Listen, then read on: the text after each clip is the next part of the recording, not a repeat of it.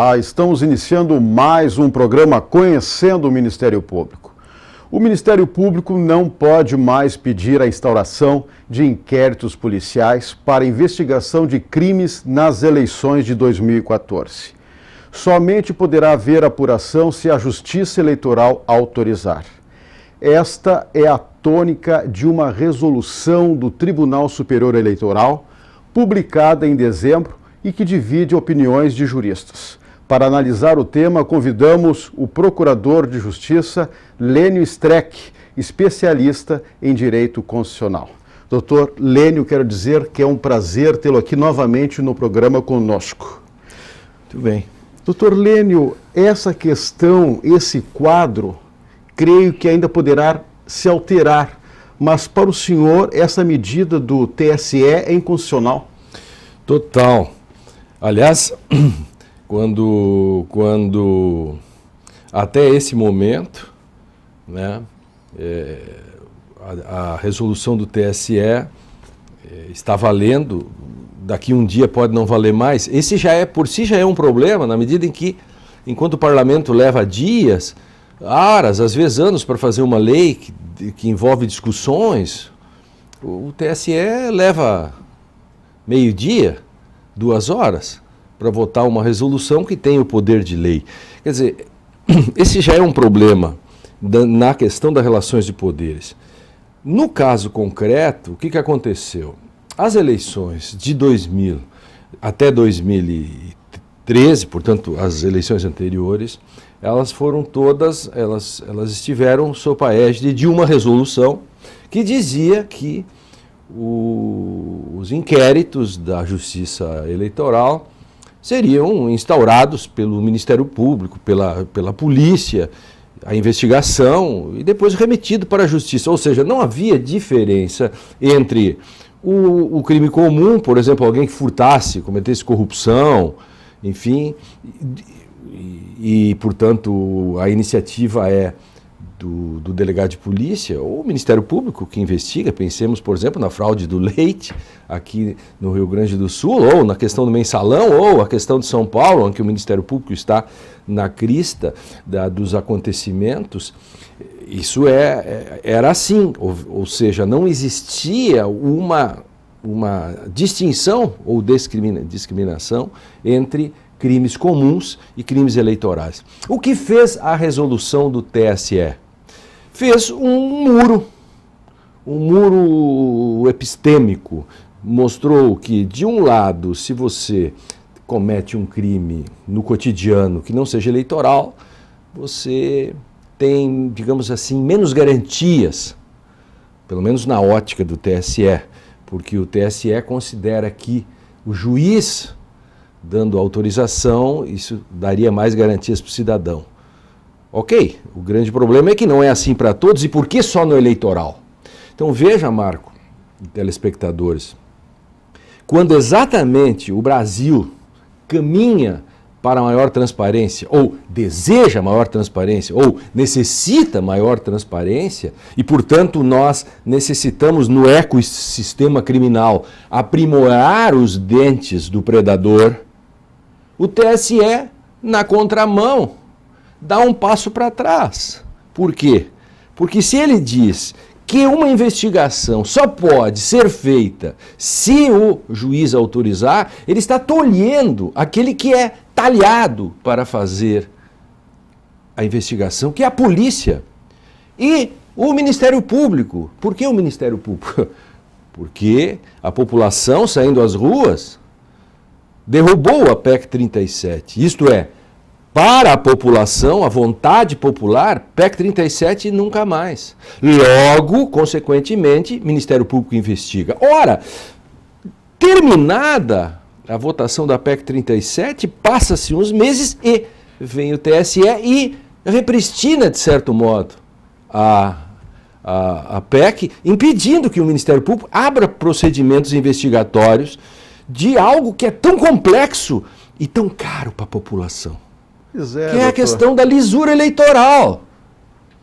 Doutor Streck, é difícil mesmo de entender uma decisão dessas. Por que o TSE impede a polícia, impede o Ministério Público agora nesse momento de investigar a quem interessa limitar a atuação do Ministério Público, principalmente? Exatamente. Essa é uma pergunta fulcral e a quem interessa que a própria polícia, né, enfim, não investiga. Alguém dirá, bom, qual o problema de se pedir autorização para o juiz? E eu digo, tem problema sim. Vou dar duas questões aí. Hipótese A,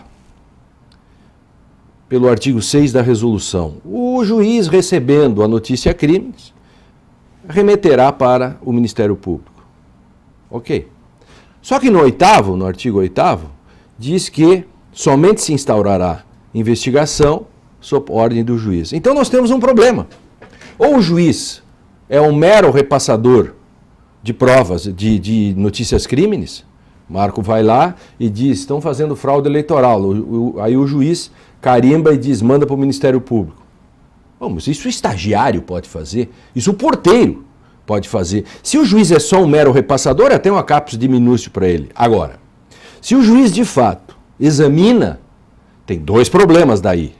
Ele está fazendo um pré-julgamento, na medida que o princípio acusatório faria com que ele, no fundo, estivesse iniciando a investigação, como era o velho problema daquela lei em que os delegados de polícia ou o juiz instauravam portarias, isso antes da Constituição de 88. Tudo isso morreu nesse meio período. Nós somos democratas hoje nesse sentido. Por isso que o Ministério Público tem o poder investigatório. Então, no momento em que o juiz ele determina, e portanto passa por ele, nós temos o segundo problema que eu dizia. E se ele entender que não? Ele diz, não é caso de investigação, como é que faz? A resolução não traz uma solução. Qual é o recurso que o Ministério Público teria para levar adiante uma investigação que o juiz diz, não há investigação. Eu arquivo como? Uma pasta? Um processo? Como que é feito isso? Também a resolução não cuidou disso. Portanto, o artigo 6 e o 8º da resolução criam um grande problema. Quer dizer, no fundo, esse é um problema da democracia brasileira. Nós temos que saber o que nós queremos com relação à transparência. Claro, e o senhor frisou ainda há pouco a questão da PEC 37, a manifestação das ruas. A PEC 37 foi uma pedra no sapato do Ministério Público e agora estamos diante de um novo obstáculo. Será travado tudo de novo? O senhor acha que agora essa questão vai ser mais rápida de se definir? Eu penso que isso ainda vai ser decidido, e pode já ter sido decidido, nunca se sabe, no plano administrativo. Acho que o TSE vai voltar atrás. Ou vamos ter que ir ao Supremo Tribunal e lá discutir. Há várias inconstitucionalidades. Primeiro, uma resolução não pode valer mais que o Código Penal e nem o Código de Processo Penal. O poder de investigar ou de iniciar a investigação da polícia e do Ministério Público está lá no Código Penal e no Código Penal eleitoral, no Código Eleitoral, no Código Penal e no Código de Processo Penal.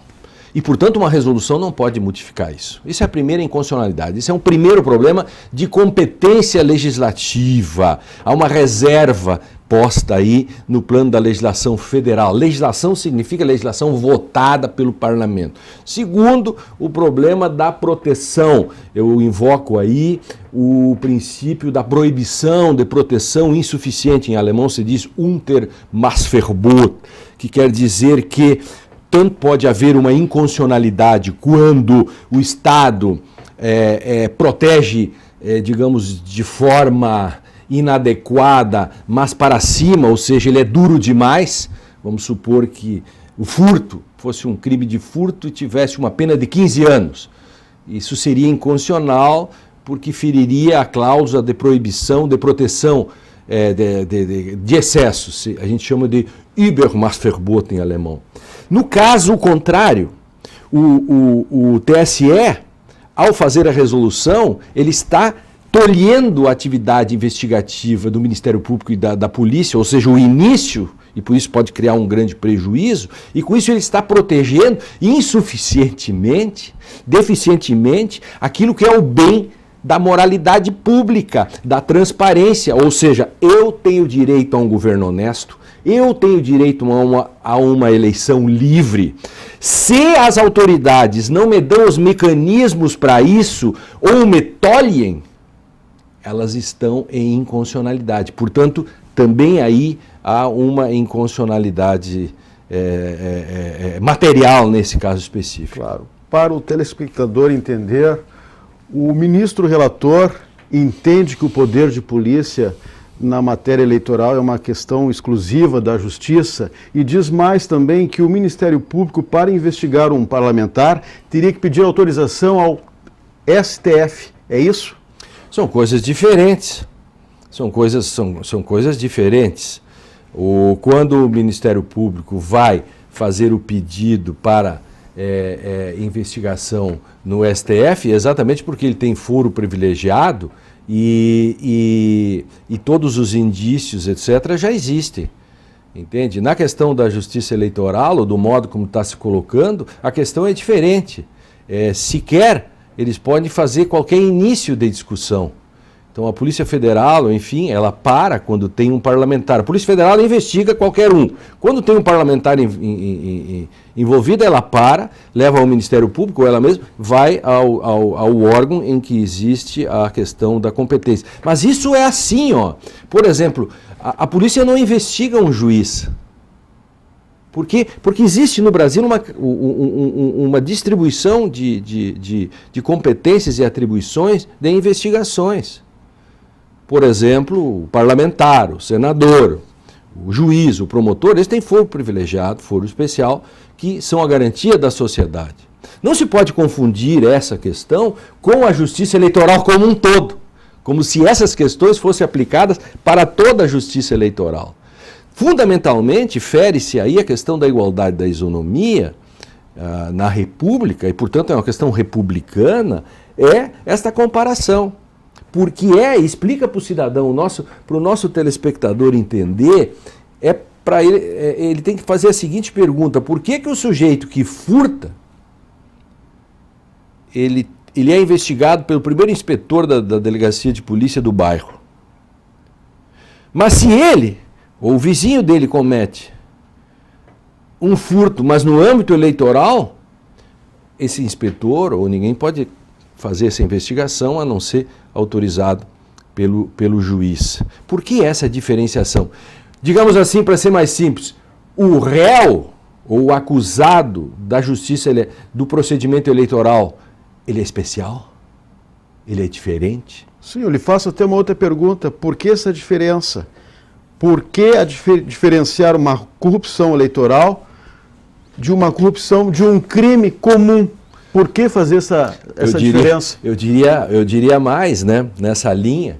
A corrupção eleitoral, todas são graves, mas a corrupção eleitoral ela é mais grave porque ela vicia o processo da própria escolha daqueles que vão fazer as leis e administrar a República. É ali que tinha que estar. Eu até diria o contrário: se nós fôssemos fazer uma diferenciação, não se deve fazer, mas se nós fôssemos fazer uma diferenciação de procedimentos e fôssemos ser mais duros, nós teríamos que ser muito mais duros na investigação e nos procedimentos eleitorais, porque ali nasce a democracia, ali nasce a substância da República, e não o contrário. Entende? Então, eu não acredito nessa história, esse argumento, por exemplo, do ministro relator que fez que foi o relator dessa resolução, dizendo que isso tudo é feito para evitar delongas e investigações de gaveta. Primeiro, é grave dizer que existem investigações de gaveta. Segundo, o que são alongamentos desnecessários? Eu não sei. O Supremo levou 7 anos, 6 anos para julgar o mensalão. O processo do Detran no Rio Grande do Sul está há quantos anos? Existem quantos procedimentos pelo Brasil afora que estão há anos e não é porque começaram ou não começaram pelo Ministério Público ou pela polícia que são atrasados. Não, o argumento de que disse o ministro, né? Qual é o problema de pedir para o juiz? O problema é que primeiro burocratiza e segundo, isso tem que ter, teleologicamente, tem que ter uma finalidade, Marco e telespectadores. Qual é a finalidade que tem que ter? Se eu faço uma lei, ela tem que ter uma finalidade. Se eu então peço, primeiro tenho que pedir para o juiz, primeiro eu estou dizendo que eu sou um incompetente. O Ministério Público e a polícia não são confiáveis. Isso é o mais grave.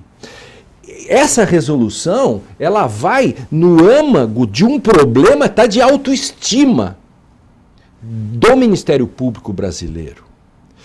Se a população foi à rua dizendo que o Ministério Público pode investigar, se o Ministério Público é um órgão que tem vitalicidade como os juízes, se o Ministério Público tem a parcela de soberania do país, isto é, qual é a parcela de soberania que ele tem?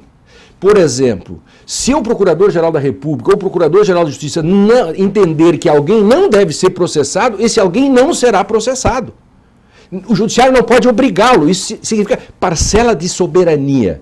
Ora, quem tem parcela de soberania, vitalicidade, inamovibilidade, todas essas garantias, bem pago pelos cofres públicos, na hora da votação, da eleição, Marco Aurélio, você joga nele uma capsu de minúsculo dizendo, não, você é bom para denunciar furtos de galinha, comece fazendo investigação do leite, faça investigações do metrô de São Paulo.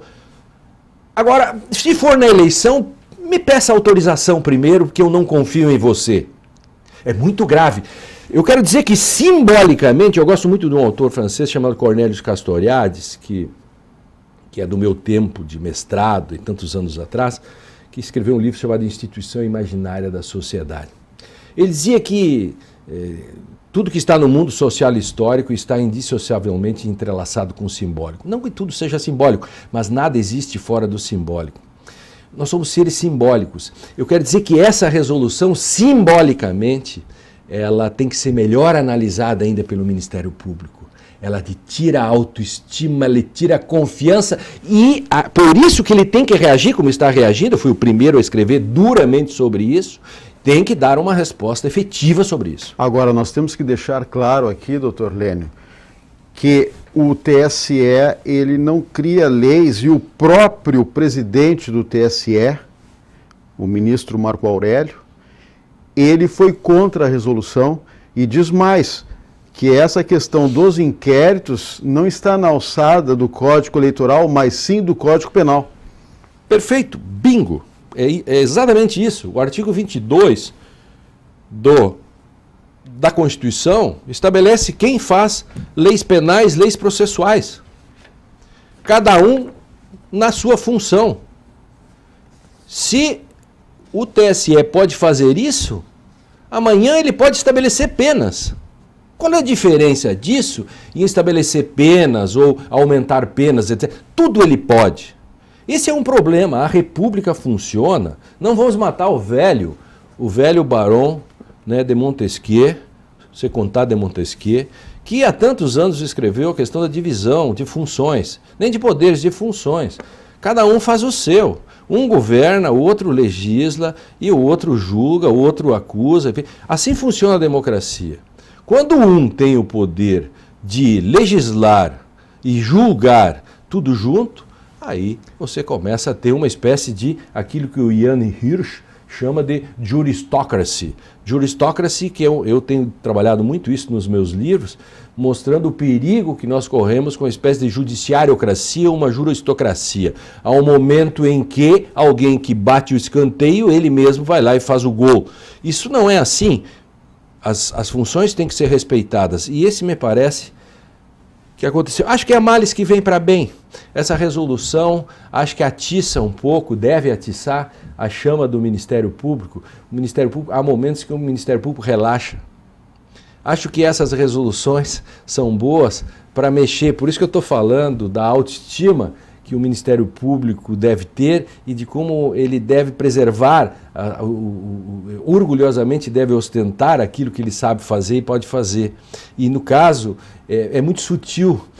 Nem todo Ministério Público se deu conta de que essa resolução está dizendo mais ou menos o seguinte: você é bom para fazer determinadas questões. Quando chega na questão eleitoral, vem aqui, peça primeiro para o juiz aqui que eu é que sei como devo fazer.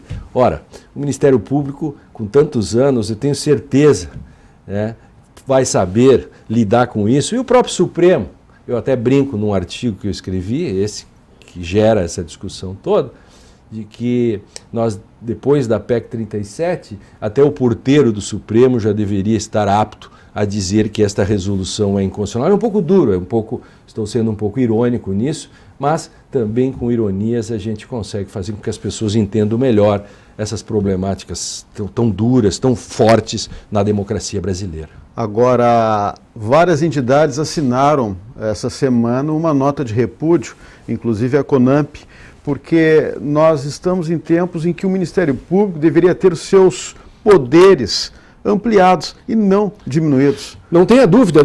A minha tese no ecossistema criminal, se o predador fica enfraquecido, os predados se multiplicam como ratos.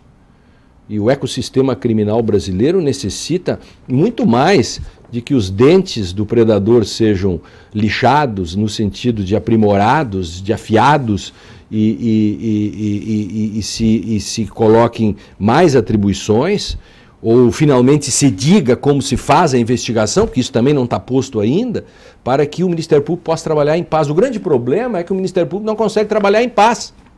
Quando ele está começando, está trabalhando, vem uma resolução dessa. Qual é a próxima resolução? O Ministério Público não tem que só se preocupar com essa.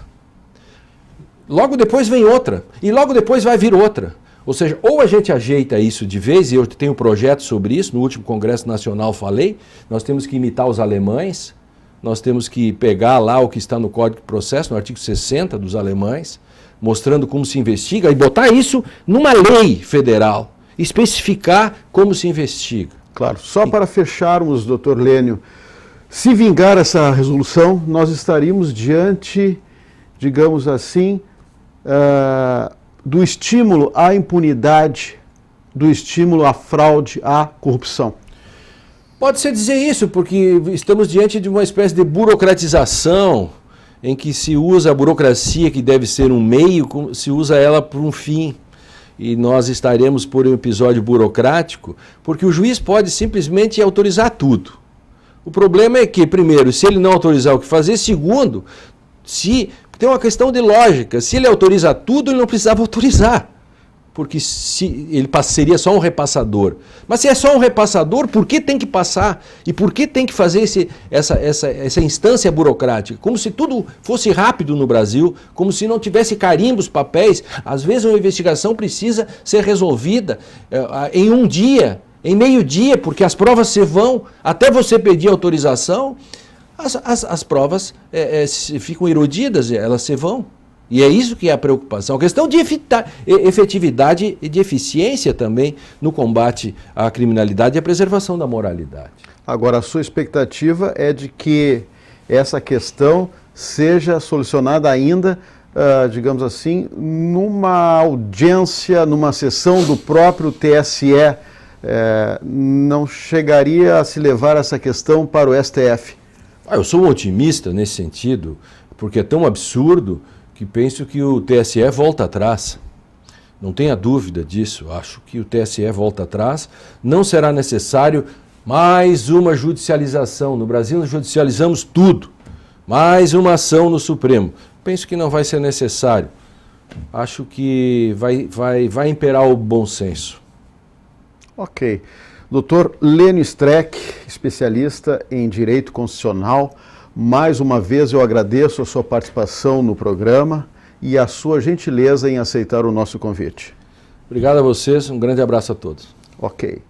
Se você tem críticas Sugestões? Mande um e-mail. Mande um e-mail para conhecendomp@mp.rs.gov.br.